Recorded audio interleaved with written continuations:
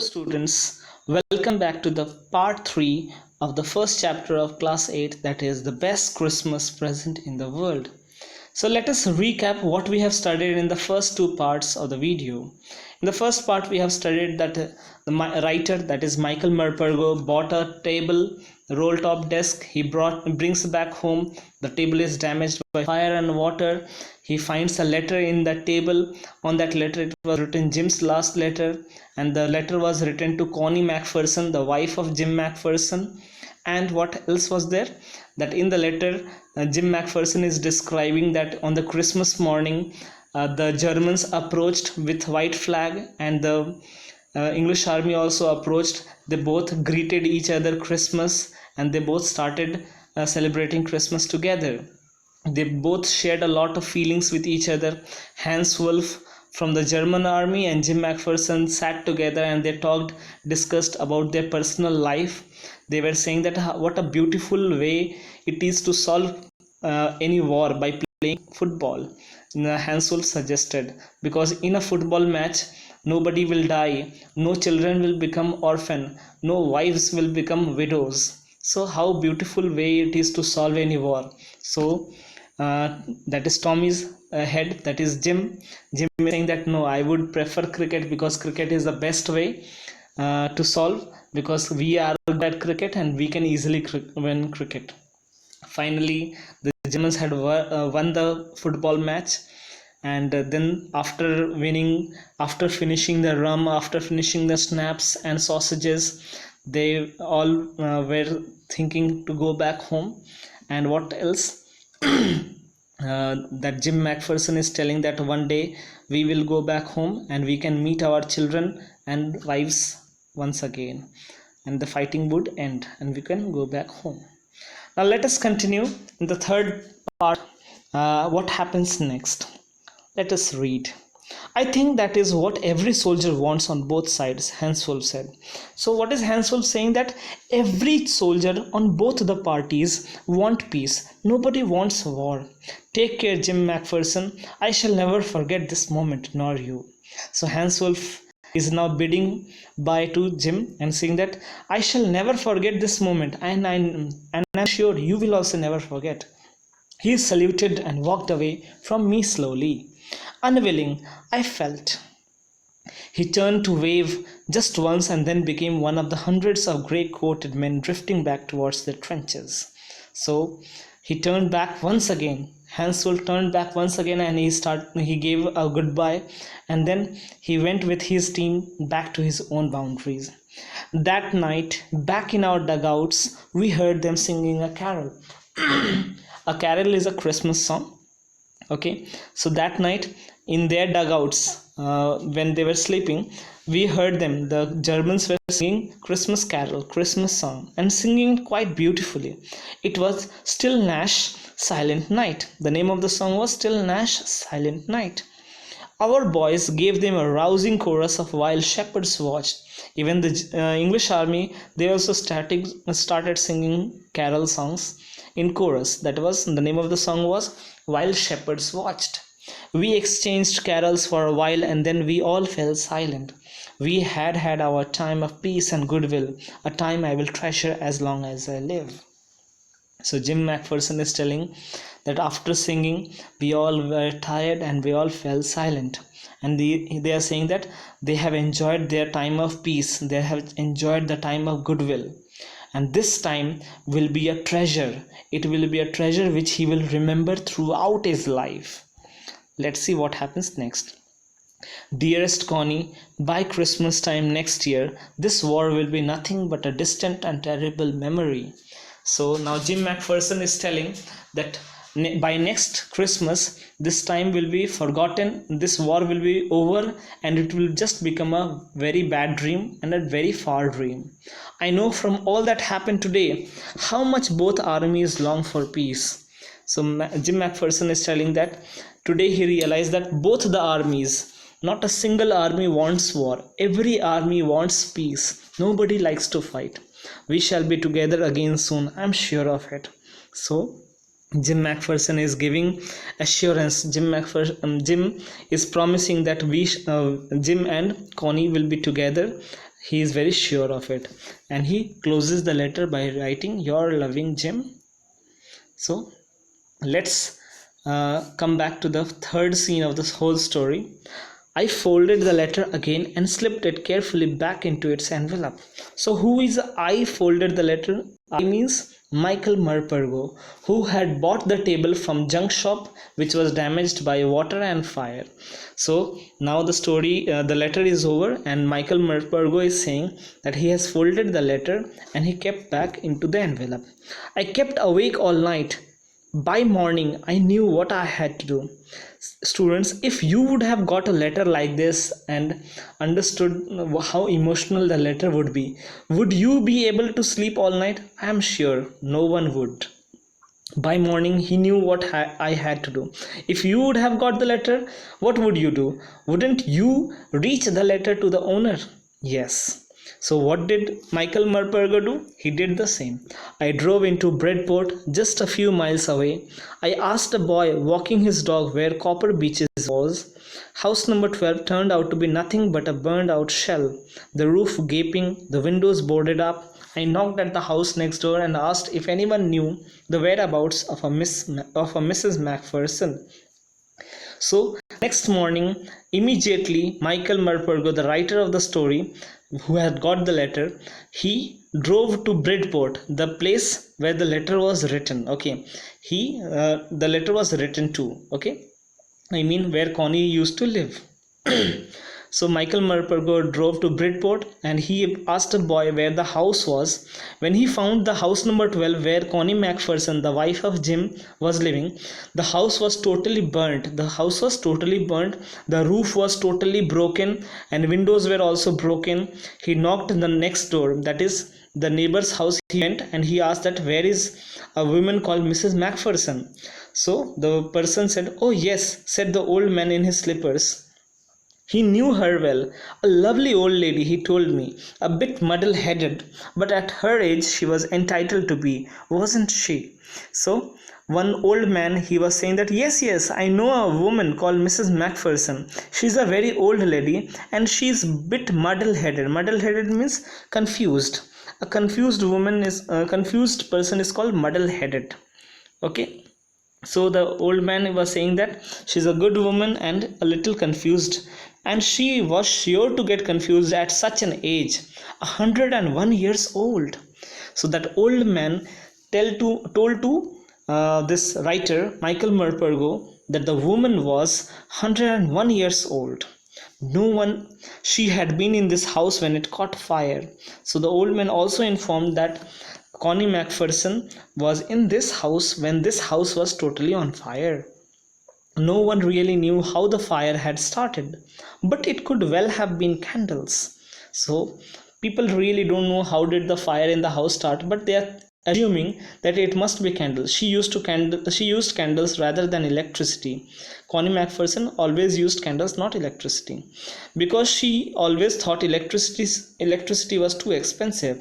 The fireman had got her out just in time. She was in a nursing home now, he told me. Burlington House on the Dorchester Road on the other side of the town. So the old man informed that Mrs. Macpherson was inside the house and the house is burnt.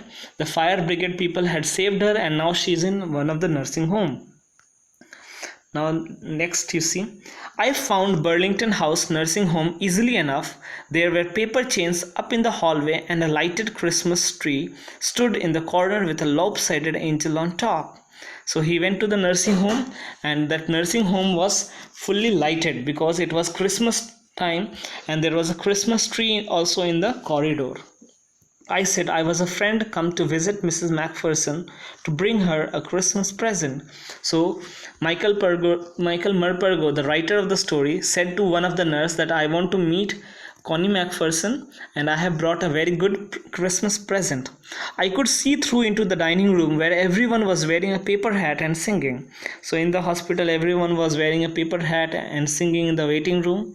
The matron had a hat on too and seemed happy enough to see me. She even offered me a mince pie. So the matron means the nurse.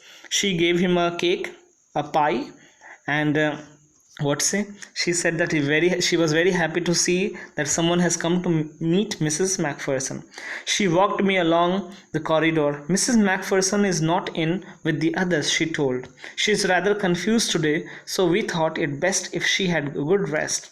She has no family, you know, no one visits, so I'm sure she will be only too pleased to see you. She took me into a conservatory with wicker chairs and potted plants all around and left me. So the nurse informed that Mrs. Macpherson is very confused and she is not with other people in the waiting room. So she was kept in a different room. So the nurse took the writer to where Mrs. Macpherson was. The old lady was sitting in a wheelchair, her hands folded in her lap. She had silver white hair pinned into a wispy bun. She was gazing out at the garden. "Hello," I said. She turned and looked up at me vacantly. "Happy Christmas, Connie," I went on. So the old lady, you can see in the picture, in the picture you can see writer is there, and very old, 101 years old Connie Macpherson is there. You can see her hairstyle, it is a wispy bun, and she's sitting in a wheelchair, and she was gazing out at the garden. So Connie Macpherson was looking in the garden. She turned and looked up at me and vacantly. "Happy Christmas, Connie," I went on. "I found this. I think it's yours." So Jim Macpherson wished her happy Christmas and said that "I found something. I think it's yours." As I was speaking, her eyes never left my face. I opened the tin box and gave it to her. So writer is telling that whenever I was talking, she was only looking at my face. He opened the tin box and gave the letter to her. That was the moment her eyes lit up with recognition and her face became suffused with sudden glow of happiness. The moment Connie touched the box where the letter was kept, she recognized the box and her eyes was lit up. There was happiness in her eyes and her face was totally full of happiness. I explained about the desk, about how I had found it, but I don't think she was listening.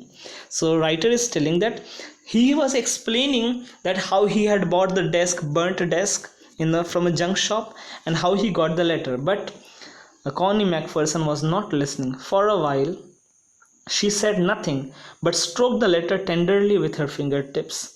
So for a moment, she was not speaking anything and she was only touching the letters and feeling memories.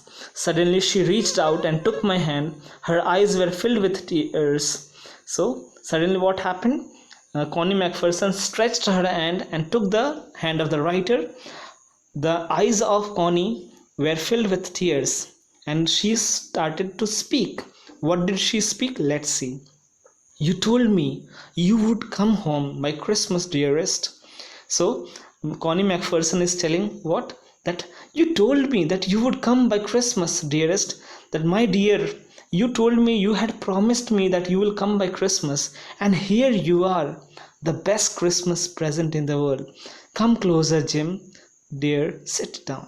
So what is Connie Macpherson? See, this is the climax of the story. What is Connie Macpherson telling? That "Oh Jim, you had promised that you will come in Christmas, and now here you are.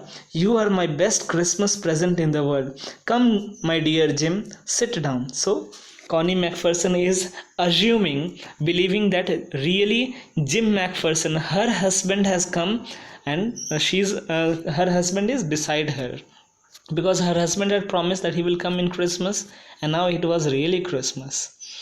I sat down beside her and she kissed my cheek. "I read your letter so often, Jim, every day." So see how emotional this scene is, that Connie is saying that you had promised me that you will come. It is like a mother is telling that "Mere Karan Arjun aayenge." You must have heard this famous dialogue, "Mere Karan Arjun aayenge," and now her Karan Arjun has come. So it's like that. I sat down beside her and she kissed my cheek. "I read your letter so often, Jim, every day. I wanted to hear your voice in my head.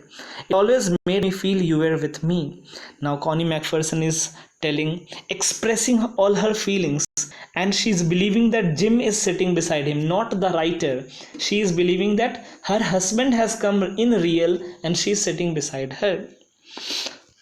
she's telling that she used to read her letter every day, and she wanted to hear his voice. It always made me feel you were with me, and now you are back. You can read it to me yourself. Would you do that for me, Jim dear? Now she is telling that now you have finally come back to me, and I want you to read this letter in your voice. Will you please read it? I just want to hear your voice again. I would love that so much. And then perhaps we will have some tea. And saying that after reading your letter, I would love to hear your voice in your letter, and then we will have some tea. I have made a nice Christmas cake, marzipan all around. I know how much you love marzipan.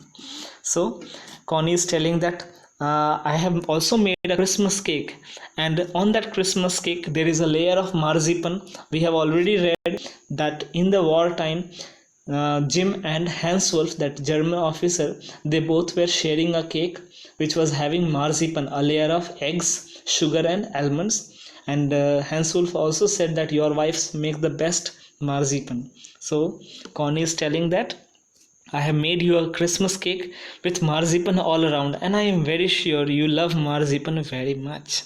So the story is quite dead end. It finished abruptly, but it leaves a lot of feelings in us. See, it is leaving the same feeling of that mother in Karan Arjun who is saying that Mere Karan Arjun aayenge, and her Karan Arjun has finally come. So here Connie is always thinking that मेरा gym आएगा, और उसका gym आज सच में उसके सामने है.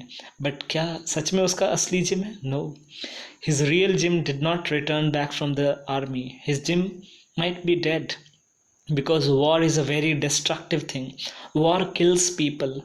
War makes wives widow. War makes children dead. War makes children orphan. So war is a very destructive thing. Let's see. For a moment at least, Connie is very happy to think Michael Marpergo as Jim. Let her happiness be with her. Okay, have a good day. I hope you have understood the chapter. When you receive the worksheets of this chapter, I hope you do it very well. Till the time you solve all the comprehension check questions and the NCERT solutions. Goodbye. Have a nice day.